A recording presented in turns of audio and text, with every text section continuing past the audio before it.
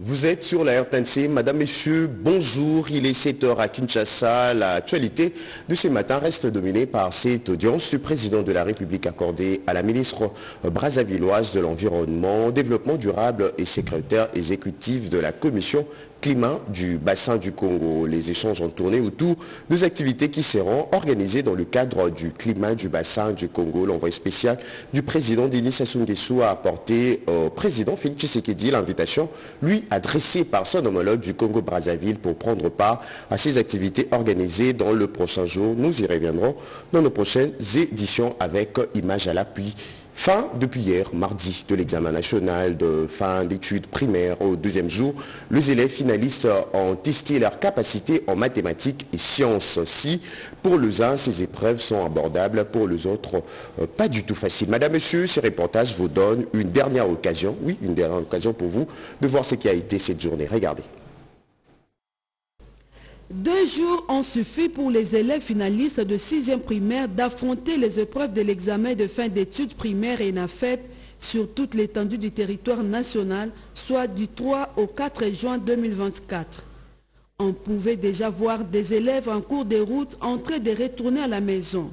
Il en est de même devant les centres de passation d'examen, où quelques élèves se sont exprimés avec joie pour relater comment s'est déroulée la fin de cet examen, surtout les mathématiques et les sciences. Difficile pour les uns et facile pour les autres, comme il les témoigne à travers ces images. C'est nouveau, c'est aussi facile, très facile. Je suis rassurée que je réussirai. Le premier jour, j'avais peur. J'ai plus peur. Je suis sûre que j'ai très bien fait cet examen. La mathématique, c'était difficile. Aujourd'hui, c'était un peu difficile. C'était en sciences et en mathématiques. On avait bien étudié, on avait fait tous les cours. On avait vu les questions qui sortaient des cours qu'on avait fait là-bas. Selon les chefs des centres, les examens se sont bien passés dans un climat de sérénité sans incident majeur. Pour l'édition 2024, on constate une augmentation du nombre des élèves et cela se justifie par le fait de la gratuité de l'enseignement, une disposition constitutionnelle activée par le président de la République Félix Antoine Tshisekedi Tshilombo. Allez, on change carrément de chapitre 3 à la Chambre basse du Parlement congolais. Plusieurs regroupements politiques jugent urgent de procéder à l'investiture du gouvernement afin de lui permettre de trouver des réponses aux désirata de la population. Suivant tour à tour les déclarations de responsables de ces regroupements. Nous venons d'être reçus par le président accompagné des membres du bureau de l'Assemblée nationale. D'abord, c'est pour faire le point de la situation politique du pays, notamment en ce qui concerne l'investiture du gouvernement tel que nommé par le président de la République.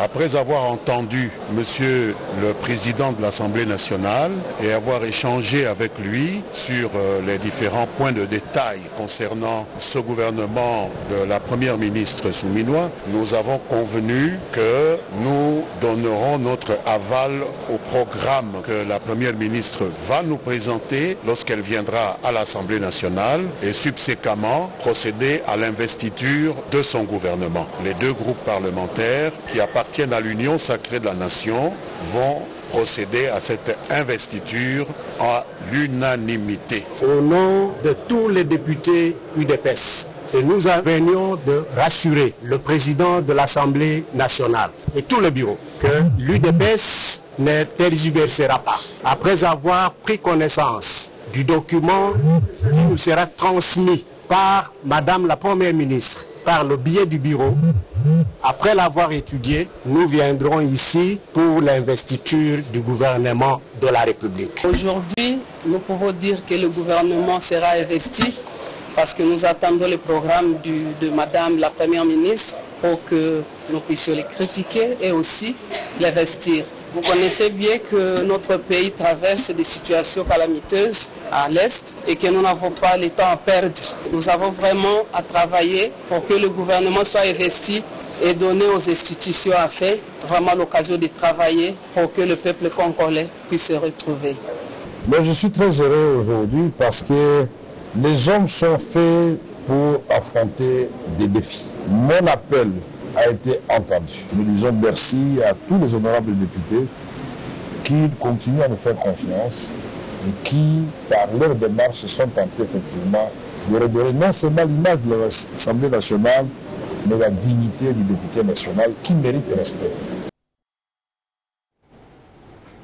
Autre grand titre de ce matin, la première ministre entrant donne le tempo avant le grand oral. Sécurité dans l'Est, s'attaquer aux problèmes sociaux. Judith Souminois a tenu hier mardi la première réunion de contact avec son gouvernement. Elle a présenté les grands axes du programme du gouvernement calqué sur le 6 engagements du président de la République. La précision donnée par le porte-parole du gouvernement, Patrick Mouyaya, à l'issue de cette rencontre. Françoise Bouela, Pompomba et Joe Patrick Koukou. Ils ont tous été conviés par la première ministre à la réunion de prise de contact. Les membres du gouvernement souminois se sont rencontrés pour la première fois depuis leur nomination. Dans la salle du Conseil, la première ministre tient à serrer la main à chaque membre de son équipe, appelant chacun à se tenir prêt pour servir le peuple qui a renouvelé sa confiance au président de la République pour une seconde fois. Un moment rempli de convivialité qui a permis aux uns aux autres de faire connaissance. Dans la réunion de l'immeuble du gouvernement, la rencontre a duré moins d'une heure, question d'aller vite à l'essentiel. La première ministre nous a présenté les grands axes du programme du gouvernement qui, vous savez, a été calqué sur le modèle des 6 engagements que le président de la République a présenté au peuple congolais durant sa campagne. Elle a présenté les principes directeurs qui ont pour point central justement comment nous réglons rapidement le problème de la sécurité dans l'Est et comment nous réglons le problème social de population congolaise. Elle a beaucoup insisté sur la nécessité pour nous de travailler en équipe, dans la discipline, de nous assurer d'être efficaces et disponibles à l'œuvre de la République. Judith Souminois, qui est déjà prête avec son programme depuis plusieurs semaines, a tenu à mettre ses ministres au pas avant le grand oral de l'Assemblée nationale où elle va solliciter la confiance des députés. Il y a une copie qui sera transmise à chaque membre du gouvernement qui a pris part à cette réunion pour avoir très rapidement les éléments d'enrichissement qui permettront au gouvernement d'étoffer ses programmes et de les soumettre à l'approbation des députés nationaux. L'urgence pour la première ministre, c'est de nous mettre très rapidement au travail. Elle a recommandé aux membres du gouvernement d'observer un certain nombre de règles. Prenant la mesure de la situation, les membres du gouvernement rangés derrière la première ministre ont visiblement hâte de commencer le travail pour répondre aux attentes des Congolais. Dans le chapitre de la justice, vous vous rappelez certainement de ces jeunes étudiants congolais qui ont hissé haut le drapeau congolais lors d'un concours de procès fictif organisé par la Cour pénale internationale de La Haye. De retour au pays, ils ont reçu les encouragements du président de la Cour constitutionnelle, Edith Chala. Les étudiants de la faculté de droit de l'université de Kinshasa qui s'étaient qualifiés en finale du concours des plaidoiries de procès simulés devant la Cour pénale internationale à La Haye, aux Pays-Bas, pour se classer finalement deuxième après leurs homologues français de Paris de Panthéon-Assas, ont été reçus lundi 3 juin 2024 par le président de la Cour constitutionnelle, Dieudonné Kamuleta, en même temps président du Conseil supérieur de la magistrature. Conduit par leur encadreur, Bruno Kalala, ces étudiants ont remercié la Cour constitutionnelle et son président pour l'appui et l'accompagnement dont ils ont bénéficié durant ce concours organisé par l'Académie de droit international de La Haye pour renforcer les compétences en droit international et pénal. À travers notamment ces 2 procès internationaux, des procès fictifs, on peut se rassurer que l'image des élites congolaises, du point de vue international, a été très bien rayonnée. Nous avons vraiment à remercier la plupart des juges constitutionnels de cette grande institution qui nous ont aussi encouragés, qui nous ont aussi jeté des fleurs. Dieudonné Kamuleta et ses hôtes ont également évoqué les réalisations de la Cour constitutionnelle et le progrès du système judiciaire congolais.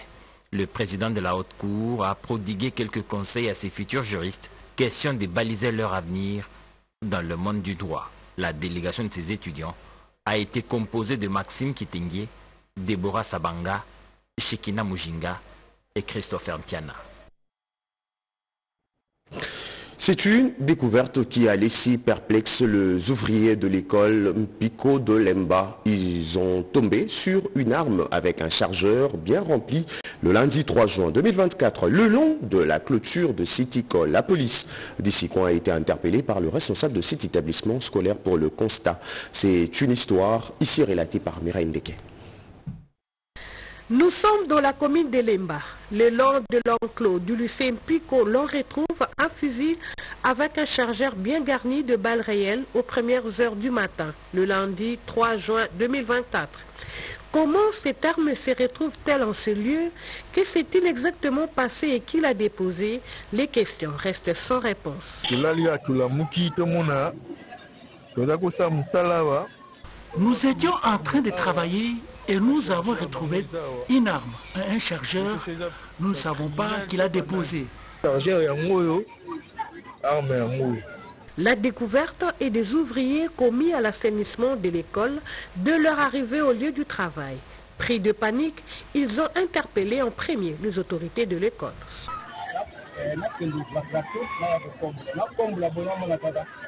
Arrivé en ces lieux pour nettoyer, j'ai remarqué cette arme avec son chargeur bien rempli.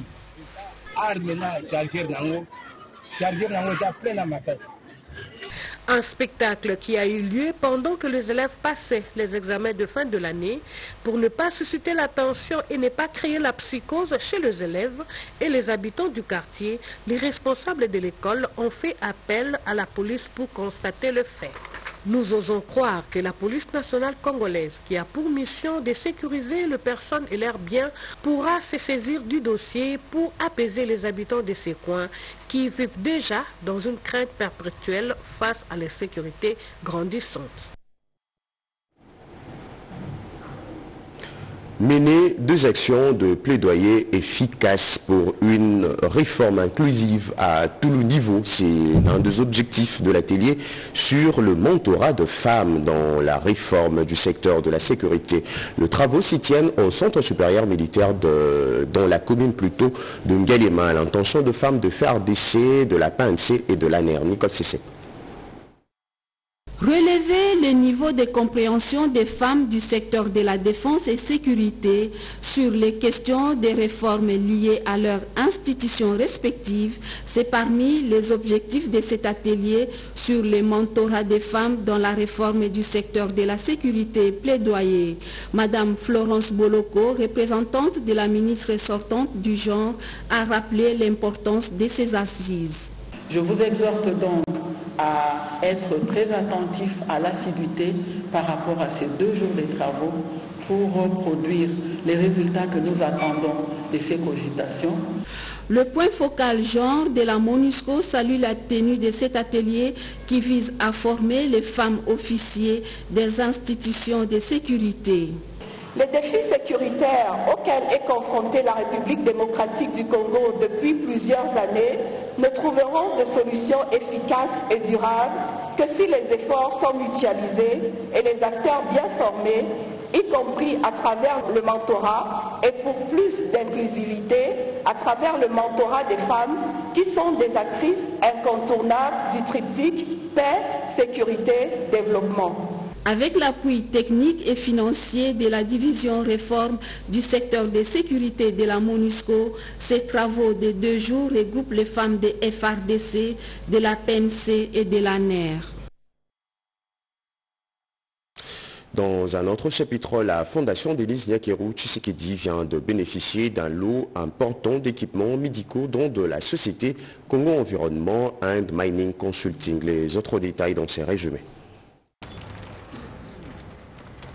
Un appareil d'échographie cardiaque et abdominale, un autre pour le dialyse et un dernier pour l'endoscopie digestive. Des instruments rares dans les hôpitaux du pays alors que leur besoin est en constante croissance. La fondation Denis Nyakeru Tshisekedi dispose désormais de ces instruments médicaux de grande importance grâce à un don fait par la société Congo Environment and Mining Consulting. Grâce à ce matériel, la fondation qui porte le nom de la Première Dame va contribuer à l'amélioration de capacités de diagnostic et de traitement de pathologies liées au fonctionnement du cœur, des reins et de l'appareil digestif pour des cas identifiés dans les établissements de santé du pays. Ces dons doivent venir de nous ici sur place, de nous les Congolais. On doit essayer de faire des gestes dans ce sens pour aider nos frères et sœurs qui souffrent, qui n'ont pas de moyens, de se faire soigner dans de bonnes conditions avec de bons matériels. C'est ce qui nous a vraiment motivés d'assister nos frères et sœurs, parce qu'après 20 ans de travail, on s'est dit, écoutez, il faut quand même s'arrêter et regarder qu'est-ce que je peux faire pour mon pays. Avec ces appareils aujourd'hui, quelqu'un peut aller et dire que non, j'ai un problème au niveau du cœur. On fait l'échographie du cœur en 4, ce sont des appareils en 4D, en 4 dimensions. On peut faire l'échographie du cœur, on voit s'il y a des problèmes de veines, de cailloux dans le cœur. Il y a aussi l'échographie de ventre, on peut 4D, on peut voir tous les organes dedans, ceux qui sont touchés ou bien que ce soit, tout le corps. Alors,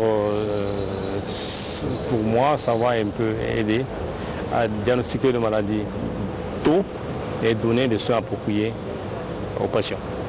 En plus de ces équipements, la CEMIC s'engage également à prendre en charge la formation de médecins qui seront désignés par la Fondation pour l'utilisation des appareils mis à disposition. Un pur bonheur pour la distinguée Première Dame de la République, Denise Nyakero Tshisekedi, qui voit en ce geste une adhésion à sa vision pour l'amélioration de soins de santé des populations congolaises. La CEMIC SARL est une société d'études spécialisée dans le domaine environnemental et qui célèbre cette année ses 20 ans d'existence. Vous avez certainement reconnu la voix de Patrick Michel Moukouyi. En bref, le monde célèbre ces 5 juin 2024 la journée mondiale de l'environnement. Cette journée se concentre sur la restauration de terre, l'arrêt de la désertification et le renforcement de la résistance à la sécheresse sous le slogan « Nos terres, notre avenir ». Deux activités sont prévues, c'est mercredi à Kinshasa. Environnement. Toujours, il s'est tenu à Kinshasa une rencontre pour la protection de la biodiversité organisée par la coopération allemande à travers son programme de maintien de la biodiversité et de gestion durable de forêts. Images et commentaires. En marge de la 20e réunion des parties du partenariat pour les forêts du bassin du Congo, ce side event s'est penché sur le respect des droits de l'homme dans la gestion des forêts du bassin du Congo. Cet événement a rassemblé des experts, des représentants gouvernementaux, des organisations de la société civile et des acteurs locaux pour discuter des initiatives pilotes et des meilleures pratiques visant à promouvoir le respect des droits de l'homme dans la gestion des ressources forestières. Parmi les intervenants, M. Chouaïbou Tchoutpouen de la Comifac a présenté les résultats des initiatives pilotes soutenu par le projet GIZ, mettant en avant l'importance du respect des droits de l'homme dans la gestion des forêts. Ed Martin, conseiller technique principal au programme de maintien de la biodiversité et gestion durable des forêts, BGF de la GIZ, explique le sens de ce side event. Aujourd'hui, c'est un événement où la GIZ a voulu que ses partenaires étatiques, mais aussi la société civile, aient la possibilité de se présenter, non seulement d'ailleurs la GIZ, mais aussi la branche de la coopération financière qu'on appelle KFV, donc de présenter ici un peu les actions à différents niveaux menées par des partenaires que nous avons et de montrer aussi autant les progrès que les défis qui existent encore. Cet événement a permis de sensibiliser les participants aux outils juridiques et aux pratiques exemplaires pour promouvoir les droits de l'homme dans la gestion durable des forêts.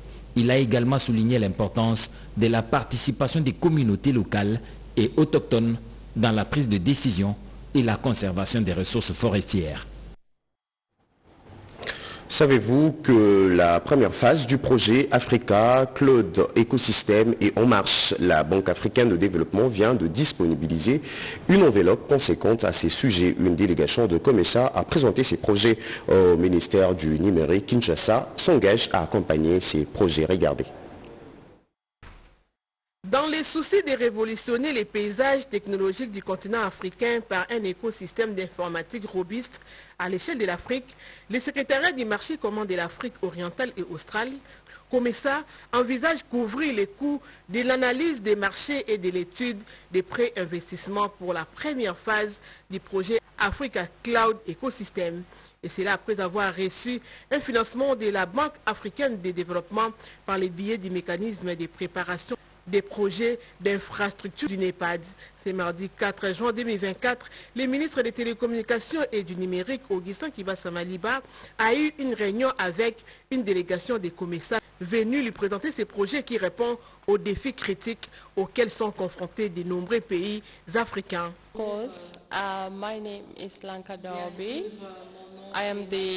Nous sommes là pour la collecte des données après l'aval de son Excellence, Monsieur le Ministre, en charge de ICT, pour que nous puissions visiter les bases de données qui présentent un bon profil d'un niveau supérieur 3 ou supérieur à 3.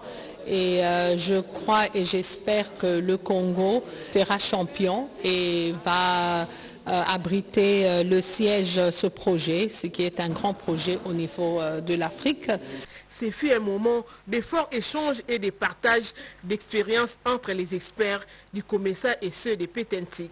Les patrons des télécommunications et du numérique congolais, Augustin Kibasa Maliba, a pris l'engagement de les accompagner dans la mise en œuvre de ces grands projets.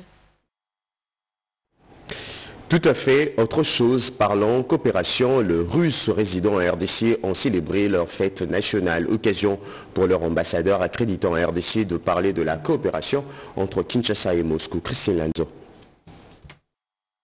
Ouverture de la semaine russe en RDC, dans ce cadre que l'Université libre de Kinshasa et l'ambassade de la Fédération de Russie en RDC vont organiser une série d'activités afin d'ouvrir des possibilités d'apprentissage et d'enseignement de la langue russe, ont dit tour à tour l'ambassadeur Alexei Tentebov et le recteur de l'ULK, Jean-Lucien Kitima. Les étudiants auront aussi droit à d'autres apprentissages du 23 au 30 mai prochain. Outre la tenue de la table ronde et de cet apprentissage de la langue projet de l'Institut de la langue russe de l'Université russe de l'amitié de peuple Patrice Lumumba avec l'appui financier de la Fondation Roussiki Mir, il sera aussi question de renforcer les partenariats russo-congolais interuniversitaires. Nous avons l'intention d'élargir le dialogue systématique avec la communauté internationale, en particulier avec les pays partenaires dont beaucoup proviennent du continent africain. Dans ce contexte, l'un des pays clés est la République démocratique du Congo, avec laquelle nous travaillons sans relâche au renforcement des relations amicales depuis son indépendance en 1960. Le président de la République l'avait dit dans un de son interview que la Russie vient souvent à la grande porte. Alors comme ce sont des gens qui viennent à la grande porte, pourquoi ne pas les accueillir? Ce sont des gens qui connaissent déjà la loi du Congo, qui respectent les Congolais, c'est qui est très important. Ça renforce les amitiés. La République fédérale russe avec l'Université libre de Kinshasa. C'est aussi dans ce cadre que le gouvernement russe a attribué la médaille Pouchkine au PCA de ULK Medar Bompoko. Cette médaille, une distinction de la Fédération russe, récompense la contribution dans les domaines culturels, des sciences humaines et de la littérature. Faux et archi-faux, il n'a jamais eu détournement de 5 milliards de francs congolais à l'office de route tranche son directeur général. Dans une mise au point faite devant la presse hier mardi à Kinshasa, il se demande par quel mécanisme peut-on arriver à détourner de salaires bancarisés. En plus, ces fonds n'est pas encore disponible. Joël Makela. Des mouvements d'humeur d'un nombre marginal du personnel de l'office de route ont été observés la semaine dernière, mouvements auxquels se sont joints des instruits au siège de cette entreprise du portefeuille, dans la commune de la Gombe. Pour dissiper les zones d'ombre, le directeur général de l'office de route a, au cours d'une conférence de presse, fourni des explications sur la situation exacte d'un présumé détournement. Et on avait trouvé que ce n'était pas important de communiquer parce que ce qui est important pour le personnel, c'est de lui dire à quand il va avoir son salaire avec amélioration. Malheureusement, il y a eu des pêcheurs à nos troubles. Et c'est pourquoi nous sommes en train d'attribuer cette situation à une quelconque intoxication, parce que au courant de la semaine passée, il a entamé une démarche au budget pour l'obtention de la paie des arriérés du mois d'avril, mai et juin. Nous avons signé une correspondance déposée sur la table du directeur du budget. Curieusement, 2 jours après, c'est dans les réseaux sociaux qu'on retrouve que le DG a détourné ces montants, les salaires des agents et cadres de l'État étant bancarisés. Par quel mécanisme nous allons détourner ça? Avec la délégation syndicale, nous sommes dans une même démarche au niveau des services du ministère des Budgets pour faire en sorte que la situation salariale des agents et cadres s'améliore. Le président de la délégation syndicale dénonce ce comportement. Nous sommes appelés à marcher dans l'ordre. Les démarches, nous sommes là, nous tous, nous sommes en train d'accompagner l'employeur dans les démarches. Ces agents qui se sont illustrés par des actes peu communs seront sanctionnés selon les dispositions légales en matière de législation du travail. Et la religion s'invite aussi dans le corps de cette édition. Prévision du concert du peuple qui sera organisé le samedi 8 juin 2024 au stade de la Kenya à Lubumbashi. Le pasteur et musicien du gospel, Moïse Mbiye, a été reçu par le gouverneur de province. Ce dernier a invité les Louchois à y participer. Nombreux, on les écoute tour à tour. Bonjour, comment allez-vous? La province du Haut-Katanga, c'est une province de paix. Nous avons œuvré depuis un certain temps pour que la population louchoise, particulièrement, soit la population la plus heureuse. Et donc aujourd'hui, il y a de quoi célébrer l'Éternel avec l'homme de Dieu, le pasteur Moïse Mbiye. Donc à ce titre, nous avons ce devoir de louer le Seigneur et nous avons ce devoir d'accompagner notre population à cette grande célébration. Je voudrais ici rassurer les uns et les autres que la manifestation va se tenir au stade Kibasa à la Kenya et nous, en tant que dirigeants, nous allons assurer la sécurité des personnes et de leurs biens. C'est ici l'opportunité pour moi d'inviter tout le monde ce jour-là à venir célébrer avec nous. Je commence par dire un grand merci au gouverneur qui nous reçoit aujourd'hui. Et nous sommes très honorés. J'ai fait la rencontre d'un homme qui a un seul souci, c'est de voir son peuple heureux et dans la paix. Et je suis très béni de rencontrer un tel homme et j'ai béni le Seigneur pour cette position à la tête de cette province et nous allons prier encore pour lui. Nous sommes là parce que nous avons compris qu'il ne suffit pas de rester dans un coin de Kinshasa et dire le pays ira bien. Il faut descendre sur le terrain, aller à la rencontre de population et apporter ce que nous pouvons apporter. Et pour ce samedi, j'apporte mon art pour le public, pour le peuple, pour l'église, pour les médecins, les enfants, les étudiants de cette province. Nous allons célébrer le Seigneur ensemble pour que la paix règne en ces lieux et que l'Éternel accomplisse tout ce qu'il a promis pour cette province. Au début de cette édition, nous avons promis de revenir avec images et commentaires dans nos prochaines éditions, mais puisque vous informer est une priorité, suivons à présent cette rencontre entre le président de la RDC, Félix-Antoine Tshisekedi, et la ministre brazzavilloise de l'Environnement, Développement durable et secrétaire exécutive de la Commission climat du bassin du Congo. Regardez. Le bassin du Congo, une richesse naturelle de l'Afrique et la solution au réchauffement climatique dans le monde.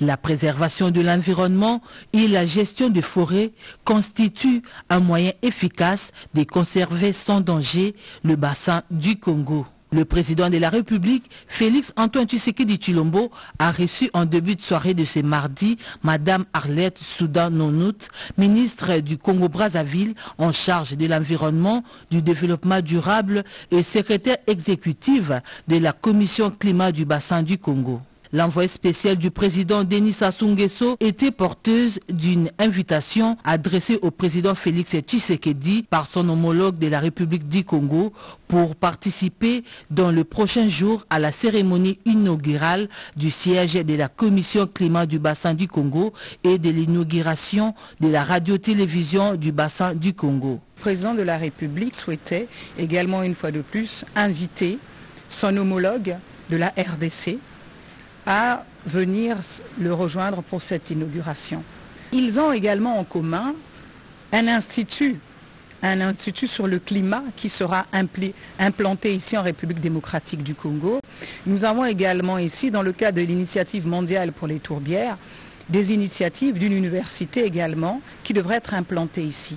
Et donc je suis venue porter ces différents messages auprès de son homologue et frère, le président Antoine Tshisekedi, de la part du président Denis Sassou Nguesso. La RDC joue un rôle moteur dans la commission climat du bassin du Congo par le fait de contenir à elle seule 62% des forêts du bassin du Congo, explique Madame Stéphanie Mbombo, l'ancienne envoyée spéciale du président de la République pour la nouvelle économie du climat, récemment nommée ministre déléguée près le ministère de l'Environnement. La commission du bassin du Congo au sein de l'Union africaine est un organe suprême au niveau continental qui s'occupera des questions du climat et des questions liées à l'économie du climat.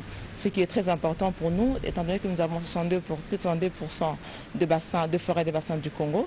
Donc nous devons jouer un rôle moteur dans cette commission et le président de la République est prêt à accompagner ses homologues du bassin du Congo pour que cette commission puisse atteindre ses objectifs, qui est vraiment de définir ensemble notre stratégie régionale de financement climatique. Nous voulons ici, par l'économie du climat, aller en dehors de chantiers battus, c'est-à-dire quitter le domaine de l'aide et de mendicité dans le climat, mais plutôt développer une économie climatique dont nous avons les ressources naturelles. Nous avons ce qu'on appelle les ressources que nous pouvons vendre et nous pouvons développer nous-mêmes notre pays. Mise en place en octobre 2017, la Commission climat du bassin du Congo, constituée des 17 pays régionaux membres, dont le Maroc, est une institution de l'Union africaine.